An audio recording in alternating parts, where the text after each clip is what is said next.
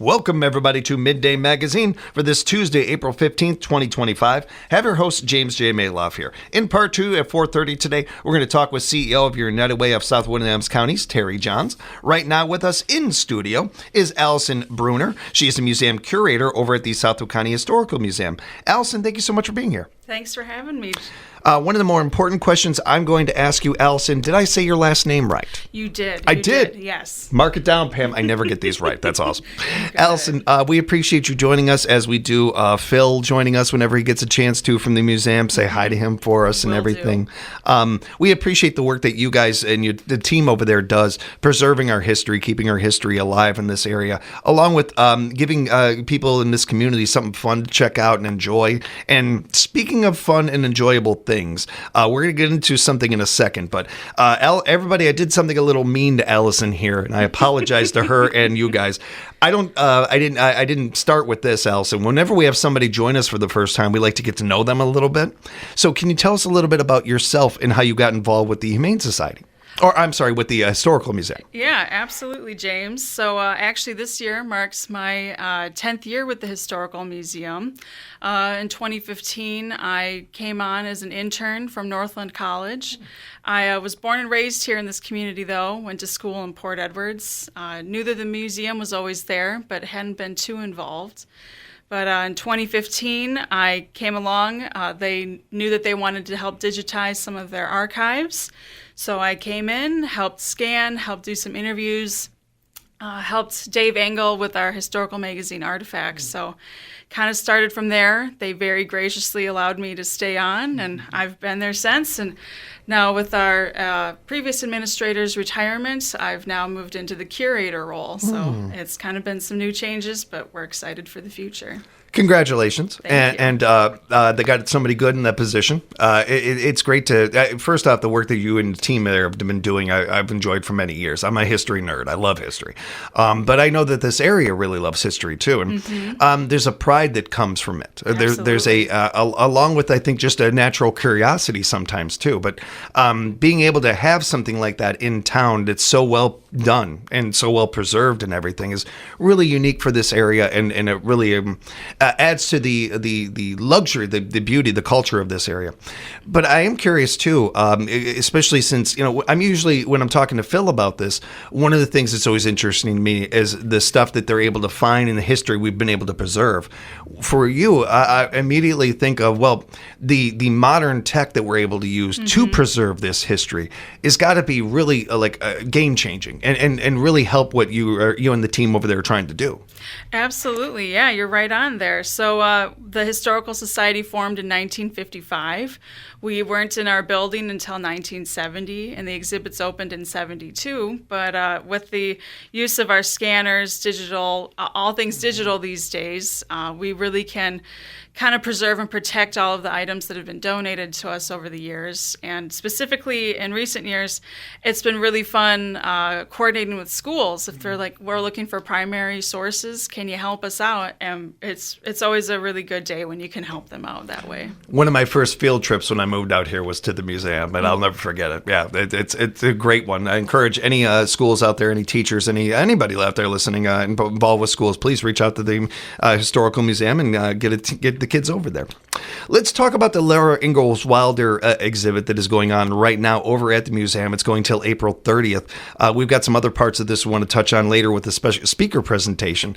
But for the exhibit itself, who is this about? Tell the audience who it's about necessarily and what is a part of the exhibit. And I admit that I'm saying this, and I imagine 90% of the audience knows who Laura Ingalls is. But for those that might not. Right. So Laura Ingalls holds a very special place in a lot of people's hearts. She was born in Pepin, Wisconsin, which is on the border of the Mississippi River. She and her family traveled from here to, let me double check my notes here, to Kansas, Minnesota, Iowa, and she eventually ended up in South Dakota. But this was also the same time frame. She was born in 1867, where with her family traveling westward, it's the story of Western expansion, a family's pioneer spirit, very, very integral moment in our country's history, and it's very integral. Students are still learning about it in school today. We just had a second grade tour from Humke Elementary in Nakusa come in, so it's been fun having people come through. We've already had over 700 people, so it comes to us courtesy of the Laura Ingalls Wilder Historic Home and Museum and the Missouri Humanities Council from Mansfield, Missouri. Very cool, and thank you to them. And I love these traveling exhibits. They're always really interesting. But they're not always, they don't always have the local ties that this one does. Right. It's really unique that her life is incredibly unique. And the lives of people at that time are so interesting and unique. And I find inspiring. Mm-hmm. I don't know how you almost can't be inspired by reading about her, reading about some of the things that she did and others did at that time. Absolutely. And it's noteworthy too that this exhibit, it took a little bit to get here, and we appreciate the extra work that the delivery people did and everything to get it here. Yes. To hear the success of it is really rewarding. That's really nice to hear. Yeah, it's been really fun.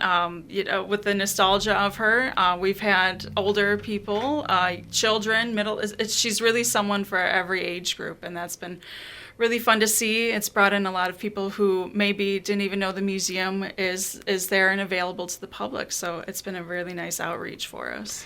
Alison, I can tell you and Phil have worked together for a while because this is something that Phil touches on, and I always appreciate the acknowledgement of this. Mm-hmm.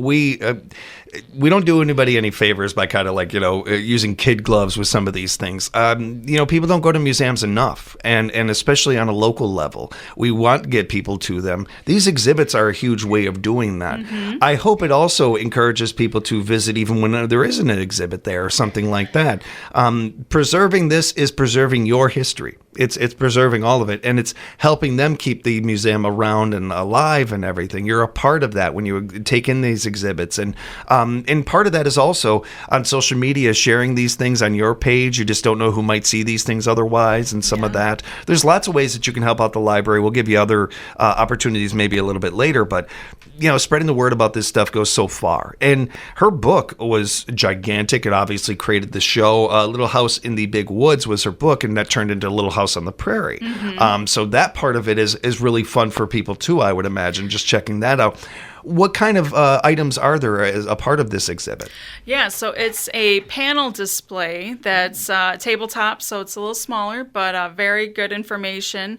If you have little ones with you, there's some activity sheets that you can fill your wagon, your covered wagon. What are you taking out west with you? Is there an age limit on that? Just There's asking not. for a friend. No. Okay. We got plenty. So you bring in everyone. We got them.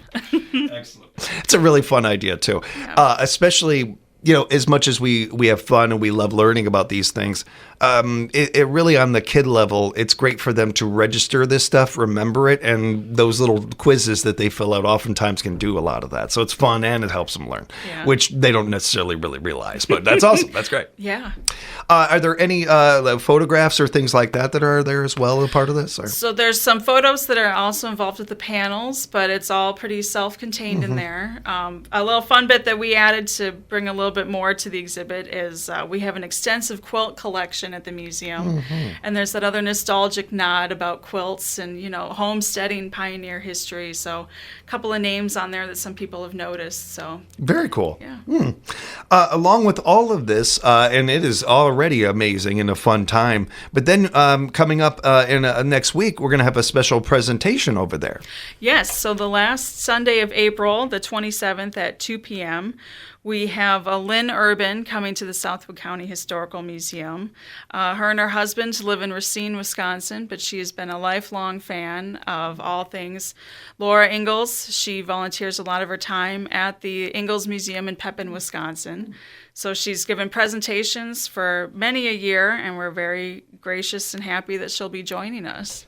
She really knows her stuff. I was reading a little bit about her and her husband and the work that they do there. And you can, very similar to, I would say to the audience, meeting you right away, just in seeing some of the little bit of footage that I did of her and everything right away, you can see she has a passion and a love for this. And something else that occurred to me talking to her and even talking with you right now, Allison, is the pride that you take in this, the genuine curiosity and pride at the same time that you take in these things, whether when you're learning them or you're telling people about them. Yeah. Lynn has got a really a great way of doing that too. She's a good presenter. She's a good talker, and that's going to be a really fun one. And nice of her to do this. Yeah, absolutely. And is this something that people need to register for or anything like that? Is there a charge or anything? No, so this is open to any and everybody. No charge. We just ask that you arrive a little bit early so Lynn can get started right away at 2. That's a good idea. Yeah. And you get a good seat. You get a good seat that absolutely. way, too. And again, thank you to her for coming to town here and doing this, because this is one of the things that I learned moving to Wisconsin is how the pride that Wisconsinites take in Wisconsin, and most states have that and everything, but it's different here.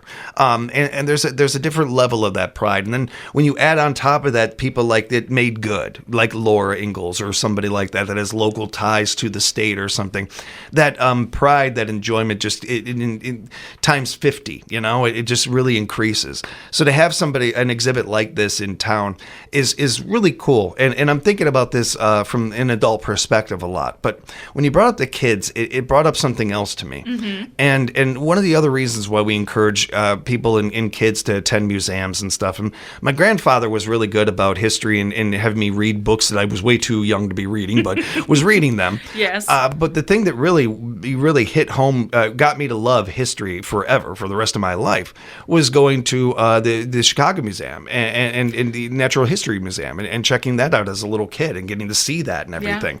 Yeah. It set a spark off in me that Absolutely. The rest of my life I'm chasing history and wanting to learn more and more about it. I go down rabbit holes every weekend when it comes to finding across just this little kernel of information. Yeah. I go all the way down on this. Yeah. It's something that the kids attending the Laura Ingalls exhibit or just having them attend the museum, you just don't know what spark might happen in them, and they could end up being somebody like Allison or I or somebody like that falls in love with history and maybe a whole new career path or something. And we can always use more people in this industry, more people to care about our history and to keep it alive. Absolutely. It takes a lot of passion. So we always enjoy when students come through, and especially if little ones in particular, if they've never been there before, that we're in the 1907 Witter Mansion right on the Wisconsin River. It's a beautiful old building, so to see their expressions as they first come through, that they're wowed not only by the building, but then Phil Brown is our tour guide, and as he takes them through and they see the names and things that have happened in their community, and they can take some pride in that. What I wouldn't give for Phil's voice. God, he's got a good voice. He's such a good talker. He does. So I wish I was half as good as he was. One of the things that is really cool about all these things that Alice and I are talking about, all that on top of it, it's 2 minutes away. Wherever you're listening to us, everybody, it's 2 minutes away from you. So, that part is really nice too. And something that happens to me, and I don't feel it all the time, but this happens a lot when I'm reading American history, is there's something that, like, I get done with an article or something like that, and there's a pride that I feel. There's also an inspiration, mm-hmm. like that what these individuals went through or what have you and everything. And here I am in 2025, and I'm frustrated with this, and it kind of sets things in perspective a little bit. And I always appreciate any time in life we get that opportunity to have some perspective. And I bring up this in part because I wanted to touch on another exhibit that's coming up in May with you. And it involves, while I love world history and I think it's really interesting, mm-hmm. there's nothing that pulls me in like American history. Right. I'm a homer, I admit it. Yeah. But it's fascinating, and there's nothing like it in the whole world. And we're going to be talking about that a little bit in May, as you guys have this great exhibit coming up in May. Yeah, so in May we have Becoming the United States, Colonial America to Reconstruction. This display is a panel exhibit provided by the Gilder Lehrman Institute of American History. We've had a few displays from them in the past, and we've had wonderful feedback. So this exhibit in particular is geared especially for a younger audience. So it's getting a first taste of American history from our early colonial days to a little bit after the Civil War and our Reconstruction. Again, this is how you get them. You get them young. You get get them interested young and everything. But it's also something that they're going to be able to. They're going to be able to really take some pride in and also enjoyment in and find interesting. I think that not only is it good and beneficial for them, this is such an angle on things that we don't always get. You know, that's where I think a lot of museums really come into play. Mm-hmm. Schools have a lot on their plate. They're trying to get so much information to you, especially when it comes to history. Yeah. There's going to be stuff that gets kind of missed, or not missed, but just it can't be included because it's time sensitive. You only have so much time with these kids and everything. I think museums are really good at kind of covering those bases and the things that weren't able to maybe come up in school or maybe in even a college course or something. Right. You're able to really get and cover those. And this exhibit is such a really focus on that and giving you stories and angles on this that you might not have heard otherwise about this important time in our history. Yeah, absolutely. And our unique portion about this display is its use of primary sources. So when we're talking all things history, primary sources are your letters, your diaries, your photographs, the things that happen in the moment that document it. So it's always fun to talk history. It's always changing, but when you have those primary documents that kind of set the scene, you examine who wrote this, what's their background. Everyone has a little bit of a different take. So it's kind of bringing in all those sides and teaching our young ones how to delve into history in that manner. And the more unique perspectives we have, the more we really get an understanding and hopefully an empathy of what it was like and what it is, while also, again, being inspired and having some perspective of, wow, that's, they can do this, I can do this, whatever that might be. And just interesting. Yeah. That's really cool. Looking forward to that when it gets closer. We'll be talking about it and making sure that people hear about it and attend. I do want to real quickly just mention Working Warriors, Military Life Beyond Combat. That is coming up in July. You're going to have to come back, Alison. You're going to have to come back and talk about these things. We can do that. Just warning you. Yeah, because that's another great exhibit. And it will tell you how you can find out more about these in a moment. But we did want to mention a couple of things real quick before we let Alison go. And that is... for those that don't know out there, there's a membership available with our historical museum that not only can really help the historical museum, but give you some fun plans ahead. Yeah, absolutely. I wanted to touch on that a little bit. Yeah, so we have our membership for the Southwood County Historical Museum. You can either stop in person or we now have a payment online option. So it's $50 a year. You receive issues of our historical magazine Artifacts, where we dive into some individuals, some place history, a little bit of everything. We also give you... We just started this year a members-only reception for our opening of our exhibit season. We're also going to be doing a reception for the Christmas tree walk. So we're always looking to add some more things, some more benefits, but we really enjoy everyone who can support us, and we're always looking for ways to grow our community. It's those are all really nice bonuses. Those are pluses right there. When you do something like this, everybody, you're not just helping the historical museum and everything, but you're making an investment. You're making an investment in our community, in the future of our community, while preserving the past. Yeah. And it's something that not only for us to enjoy, but for our kids to enjoy and keep around and everything. Encourage you to do that, and also encourage you to sign up for their newsletter. It's another great way to talk about or read up on some of the things that Alison and I have been talking about, and even other future things that they have coming up. Do a really nice deep dive into some of this stuff as well. So it's a really fun and interesting newsletter. You can become a member. You can sign up for the newsletter. All of this at swch.museum.com. That's swch-museum.com. And Alison, before we let you go, is there anything else you wanted to touch on before wrapping up?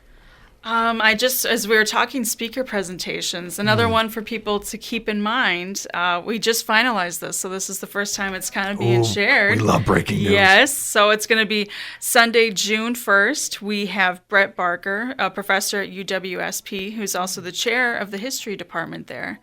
I contacted him, and this is his area of expertise, so he loves all things Civil War and the Wisconsin experience, so we're very fortunate to have him. We're finalizing some details about the presentation, but we know it'll be on June 1st at 2 p.m. Wonderful. Another one that we'll have to promote and talk about, and we'll be doing that on our morning show and maybe have him back. I don't know him or anything, but knowing a little bit about him and in that department over there, they got some great brains over there. They do. That's a real get. That's a really nice presentation. That's somebody really fun to be able to bring in. And again, really knows his stuff and a great speaker, I imagine, too. Yeah. You don't get to that position not being good at it. So Right. That's really cool. Thank you for sharing that. Absolutely. When is the date of that again? June 1st. Okay, June 1st. We will be talking about it, leading up to it, and make sure that you guys get a good crowd. Allison, really fun hanging out with you, getting to know you a little bit, and you joining us. I do apologize. You did too good of a job. That means you have to come back. That's all right. It's been a pleasure, and we look forward to being back. If people have follow-up questions, if they'd like to know more about some of the things we talked about, is there a way to reach you? Yeah, so my email is Alison, Alison, at southwoodcountyhistory.org. It's a long one, but it's also on our website. And it's worth it. And yes, you can go to the website and be able to find it. That's a little bit easier for you, everybody. Again, that is swch-museum.com, swch-museum.com. Be sure to follow the Historical Museum on social media as well. As I was saying earlier, as these events come up, and they've got a lot of great stuff lined up, everybody, you're able to share it on your page, and you just never know who might see that stuff that wouldn't have otherwise. So we encourage you to do that. Keep supporting our wonderful friends over at the Southwood County Historical Museum.